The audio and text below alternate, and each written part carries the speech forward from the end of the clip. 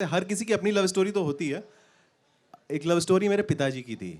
जैसे होता है ना कि जैसे इस दुनिया में कि मेरे पिताजी, जैसे हम लोग को लगता है ना कि अब जो मेरी अगली जनरेशन है, अब चूंकि थोड़े से उम्र ज़्यादा हो गई, तो अब वाली जनरेशन को देख के लगता है ये लोग क्या प्यार कर रहे हैं, प्यार तो हम अपने टाइम पे करते थे। ऐसे ही हमारे पिताजी को लगता था कि प्यार ये लोग क्या कर रहे हैं, प्यार तो हम अपने टाइम पे करते थे। और हमारे पिताजी जो सच्चा प्यार करते थे वो मेरी मम्मी से नहीं करते थे, वो करते थे मेरे स्कूल की जो क्लास टीचर थी, उनका नाम था मीना पाठक।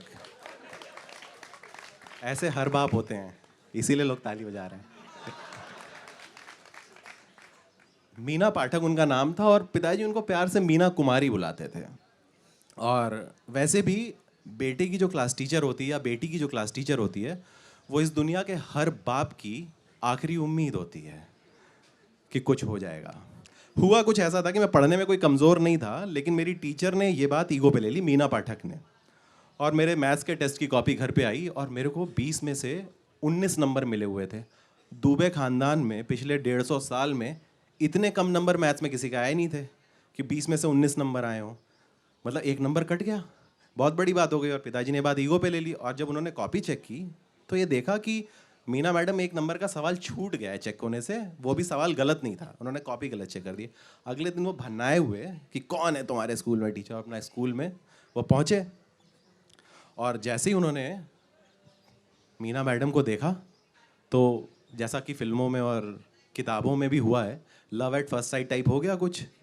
म- बोले कि मैं तो इधर से गुजर रहा था तो सोचा कि डिप्पी का हालचाल ले लें। अब मैं कह रहा हूँ नहीं कॉपी दिखाओ, वो कह रहे नहीं तो बढ़िया है आप और ये वो। और उसके बाद उन्होंने, मतलब जो उनका गुस्सा था वो ऐसा गायब हुआ जैसे डिमोनेटाइजेशन के बाद से इस देश से काला धन गायब हो गया है।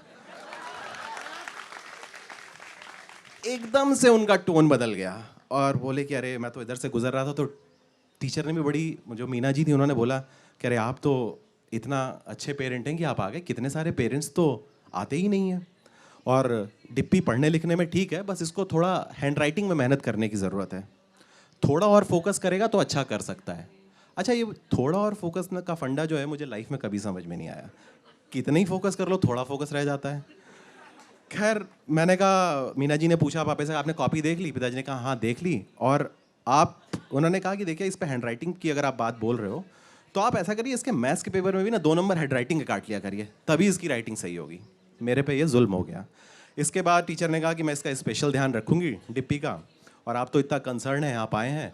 और अगली पेरेंट्स टीचर मीटिंग अगले शनिवार को है। और पिताजी हैं, तुरंत दिमाग की उनकी बत्ती जल गई कि अगले शनिवार को स्कूल जाना है। और पापा जी ने भी उधर वादा कर दिया कि नहीं भाई हैंड राइटिंग पे हम भी पर्सनली मेहनत करेंगे।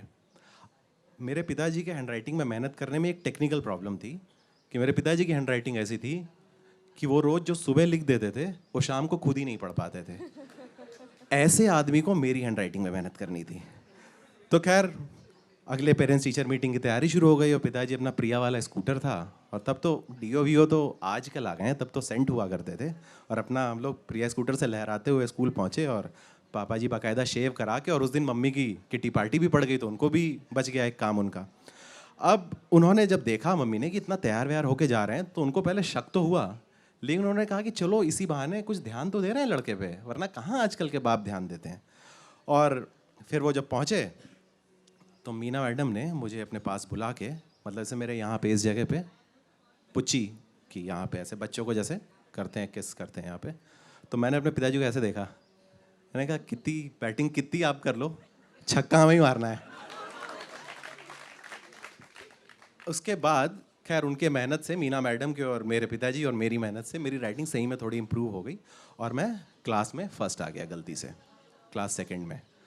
और जब रिजल्ट लेने जब हम पहुँचे तो वहाँ पे मैडम ने कहा कि नहीं डिप्पी फर्स्ट आया है, इसकी पार्टी मैं दूंगी। तो पिताजी ने कहा नहीं नहीं मैं दूंगा। पहले तो 10 मिनट यही लड़ाई होती रही कि कौन पार्टी देगा मेरे फर्स्ट आने की। उसके बाद एक दिन तय हुआ, वो दिन इस हिसाब से तय हुआ कि मम्मी का उस दिन कोई और काम था। तो हम लोग जो हरदोई में, हरदोई एक बहुत छोटा शहर है लखनऊ से थोड़ा 110 किलोमीटर दूर, वहाँ से जो एक सबसे दूर जो रेस्टोरेंट था कि हम लोग वहाँ जाएंगे।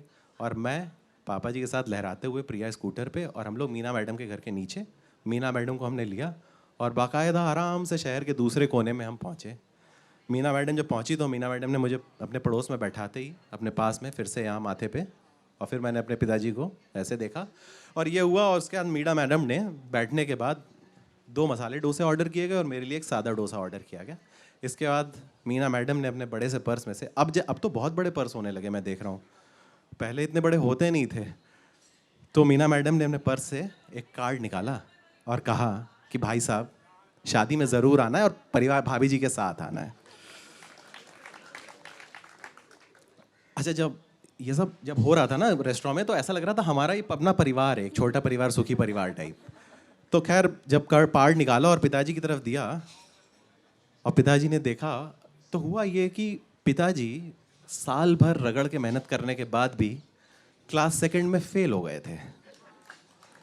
और पापा जी को मसाला डोसा खाने में जो दिक्कत हुई कि उन्होंने उस दिन के बाद से मसाला डोसा खाना ही छोड़ दिया। उनका इस देश के एजुकेशन सिस्टम पर से विश्वास उठ चुका था।